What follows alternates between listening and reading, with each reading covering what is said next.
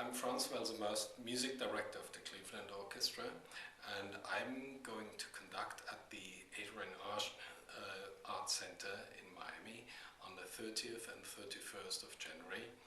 Two concerts with Wagner's Wesendonck Lieder with Misha Bröcker-Gossman as soloist and Shostakovich 7th Symphony. I wanted to do for a long time with this orchestra Shostakovich 7, simply because it's a piece which has a lot of different layers, and you only can do that when you know an orchestra really well, and the orchestra knows you really well. It's a very powerful musical and personal statement Shostakovich makes there. And on the other side, Wagner's Wesendonck Lieder contrast that on one side because they're very intimate, they're very tender, but at the same time they are also a very, very personal statement by Wagner about his love to Mathilde Wesendonck.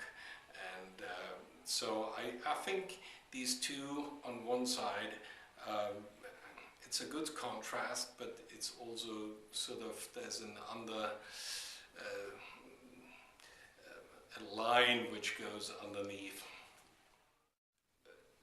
The intensity of the Wagner songs is, you find sort of in that deeply, deeply romantic word, desire.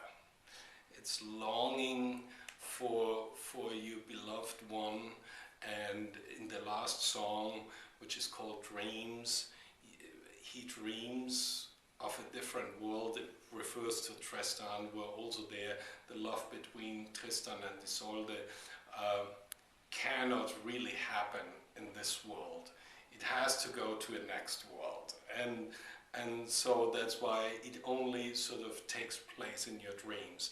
And there's another connection to Shostakovich, because it's sort of on the outside, it's a very powerful piece.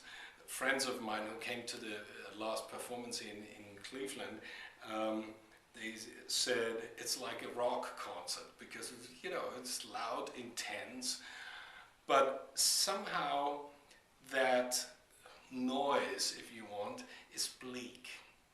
And it's all about, Shostakovich always is about the inner emigration he takes. He is somebody who on the outside had to go with the political establishment and was partly heavily criticized for what he wrote. But in the Leningrad, you know, symphony, he sort of also pleased the political establishment, but at the same time he shows how completely meaningless and absurd war is. At the same time, you have the feeling there's no way around it. There's just no way out of that. It's going, the machinery of war is going. And, you know, it explodes in that long development at the end with a terrible, loud and noisy passage where he really screams out, and after that breaks down. Like so often, the only thing he can do is sort of trying to find some song again. And there comes back this sort of